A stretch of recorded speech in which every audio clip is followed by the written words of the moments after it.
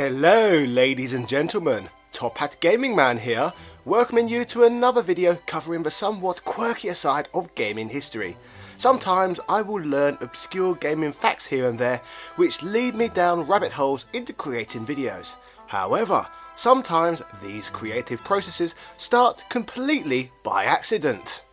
During a recent eBay search, rather than typing in home consoles, I accidentally typed in the search term Holmes console, which made me chuckle, as Holmes is apparently gangster slang for a friend, an amusing term I used to regularly hear used by Eddie Guerrero. So, this then got me wondering if there were in fact any Holmes consoles, and sure enough, there was! I discovered the Zeebo, a system created in Brazil and created specifically for the Brazilian and Mexican markets. From there, I had a quick Google search for Zeebos, ordered one, and soon enough I had my elderly next door neighbour knocking on my door informing me that he had taken in my drug package from Mexico. Banter! This whole series of ridiculous events actually all happened, by the way, thus far making it perhaps my most favourite console procurement of all time. I love the concept of covering the Zeebo on this channel, as it's always fun to cover parts of gaming history which are specific to certain countries and regions. For example, in the past on here, we have looked at the Brazilian Master System exclusives. We have covered the Greek video game ban, and we have even looked at the Sega Saturn's surprising level of success in Portugal. Today though, to help me on my quest to talk Zeebo history, I am joined once again by a fantastically underrated YouTuber. He is the Portugueser known as Stika, who based on his Portuguese language skills is much better equipped at unravelling the Zeebo story than I am. So, over to you, Stika. Ah yes, the Zeebo, the Brazilian console that nobody expected, surprising even the gamers in its own home market, which was then discontinued just as fast and abruptly. Not a whole lot is known about the Zeebo, especially if you don't speak Portuguese or don't live in Brazil or Mexico. But today, we thought it'd be a cool idea to talk about the console, learn its origins, and what became of it. Oh, also, don't expect good footage for this video. Almost every Zeebo footage I could find out there is pretty blurry. So, consider yourself warned. Zeebo is the brainchild of Tectoy's mobile division founder, Reinaldo Normand. Now, you might be familiar with the name Tectoy, as it was the official Sega distributor in Brazil, developing a few of their own games for the Mega Drive or Sega Genesis, like Duke Nukem 3D, or sprite-swapping the Wonder Boy games on the Master System. The company was very popular in Brazil during the 90s, but once Sega left the hardware market, Tectoy's future became uncertain. The company couldn't survive on just toys, so it branched out into other markets, including DVD players and mobile devices. But despite that, the name Tectoy was slowly fading into obscurity. However, between 2007 and 2008, plans were made to re-enter the console market. This time with their own product, which we obviously know today as the Zeebo. The Zeebo I received in the post came in this spiffing box, which interestingly was not mentioned in the eBay listing. So, a surprise to be sure, but a welcome one. Inside the box was the Zeebo console itself, which in many ways kind of resembles the Nintendo Wii, only with a curvier silver finish. There is an SD card slot and 2 USB ports located on the front of the system, and there is a third USB located on the back. The back of the system also features a micro USB slot, along with a composite video slot for high-end 2008 gaming, just like the Nintendo Wii itself. Also located in the box, along with the system wires, was this Zeebo card, along with a Zeebo branded USB keyboard, which personally I find quite aesthetically pleasing. The system also came with this controller, which is pretty comfortable in my hands to be fair. The joypad is clearly heavily inspired by the PlayStation controller and featured a D-pad on the left, 4 buttons on the right, and even 2 clicky analog sticks. The controller only features 2 shoulder buttons though, as opposed to 4, like what you got on the PlayStations. Anyway, now we have had a quick look at the exterior of the system, let's go back to Stika for more history. So regarding the system, Tectoy did not have the financial support or structure to develop its own hardware. So, it entered a partnership with Qualcomm, a mobile company better known today for the Snapdragon line of mobile CPUs.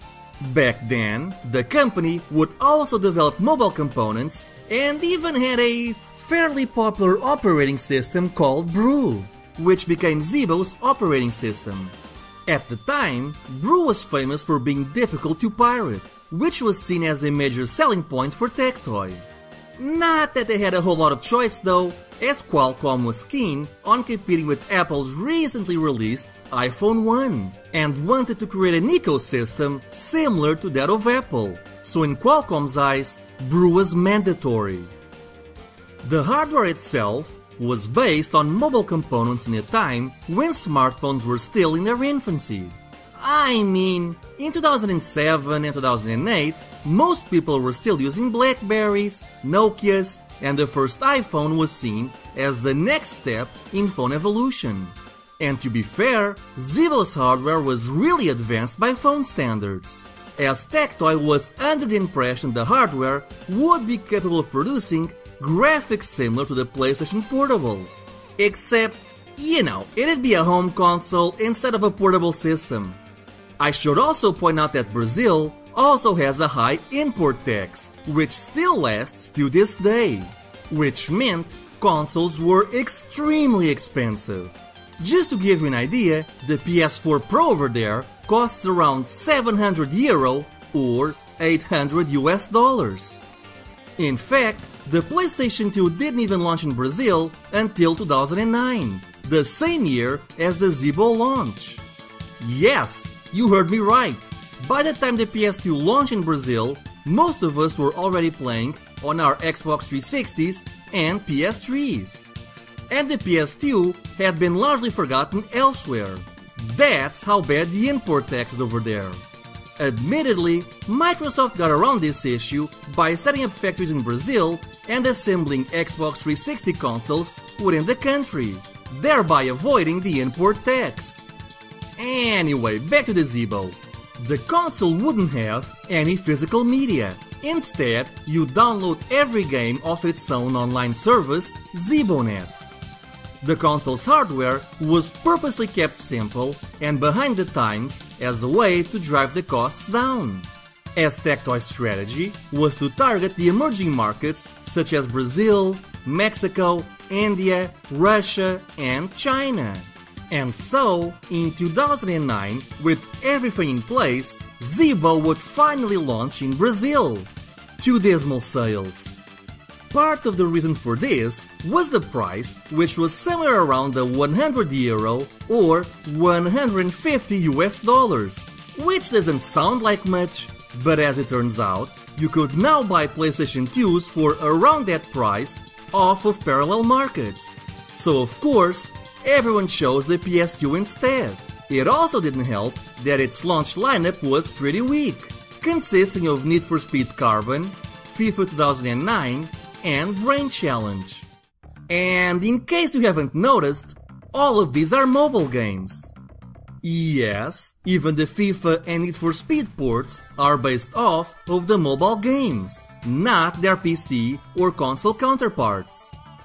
You see, not only was the console's hardware based on mobile architecture, it also only had 1 GB of internal flash memory. Now granted, it could be expanded through memory cards, but it was still a limiting factor. In fact, the largest Zeebo game ever made is a whopping 29 megabytes, so clearly there are some limitations here. In order to get people to use the ZeeboNet, anyone who purchased a console would also be able to download Quake 1, Quake 2, and Prey Evil completely free. I've never played the Zeebo versions of these games, but Quake 1 and 2 actually look like pretty good ports.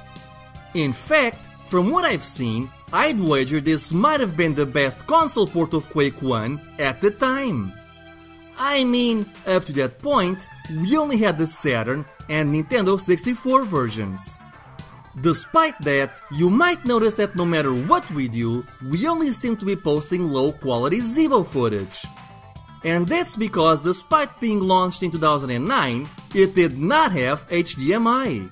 In fact, the console runs at 640 by 480, which was a pretty low resolution for the time, and didn't even come with the best cable options when plugging into your TV.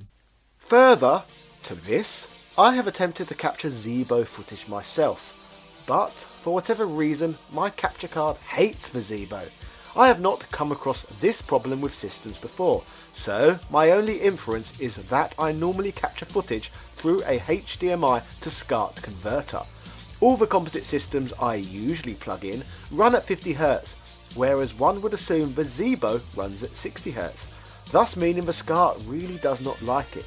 Instead, I have captured some footage the old-fashioned way, by filming the TV, of all things. How very lowbrow.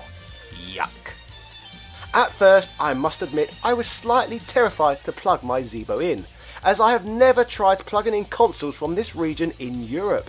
However, I managed to use a step-up converter to get this thing powered on. Once powered on, the Zeebo logo atop the system glows this beautiful blue hue, while simultaneously part of the front of the system also glows blue. I feel that this is a lovely touch, which deviates away somewhat from the blatantly obvious Wii design inspiration. Once powered on, I must admit, I do not understand the language displayed on the system. In fact, I am so ill-educated in this field, I cannot even tell you if it's in Spanish or Portuguese. But, despite this, fortunately, this Zeebo unit does have a few games to sample on it, as I am displaying now, including Pac-Mania. So I am getting the opportunity to see what this 3G based system feels like to play, and from this brief experience it feels comfortable and responsive, so nothing to complain about really. Now, being somewhat of a Zeebo noob, I would absolutely adore it if someone could point me in the direction of a load of Zeebo ROMs and tell me how to install them on the platform, as I would love to create a video on the system's library and experience what this system has to offer in detail. So please leave your comments down below if you know anything with regards to this. Anyway, back to some history. Yeah. The Zeebo's hardware was lagging behind not just its contemporaries like the Xbox 360 and the PS3, but even behind that of the PS2 and the PlayStation Portable. But it seems part of the reason was the Brew operating system, which reportedly consumed half the console's resources. 2 months after the Brazilian launch, it would also be launched in Mexico, to equally dismal sales. In fact, 3 months after the initial launch, the console would also see its first price drop. When you couple that with a selection of just 29 games during its first year, things were not looking great, but they were about to get much worse. In 2010, the console wouldn't receive any new games until April, where they released 7 Data East games, such as Bad Dudes and Super Burger Time. But Quake 1, Quake 2 and Need for Speed were also being removed from the store. Things were not looking good, and so Tectoy tried to shift gears. The Zeebo was already heavily inspired by the Nintendo Wii in terms of design, featuring a similar color scheme, and the controller itself resembles that of a Wii Pro controller. Which is pretty ironic considering Tectoy is still the official Sega publisher. But then, they went all out by introducing the Zeebo Boomerang. This was a motion controller which used the console's infrared capabilities. And Tectoy even started developing Zeebo-exclusive motion-based games. As far as I can tell from second-hand experiences, the controller's accuracy left much to be desired, and the games weren't much better either. But once again, things didn't pick up. Later that year, the Zeebo service would also launch in China, though sadly, information on this is very scarce. As best as I can tell, rather than being a video game console over there, it was somehow related to digital television, allowing users to download apps and HD content. Which is pretty ironic considering the console itself can't output HD.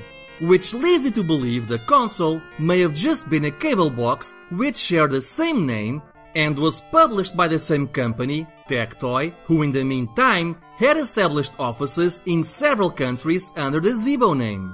I can't really find any information on how well it did over there, but it seems safe to assume that it didn't produce the desired sales numbers either. Oh, and the Russian and Indian launches? Those never occurred, likely due to poor sales in the other regions.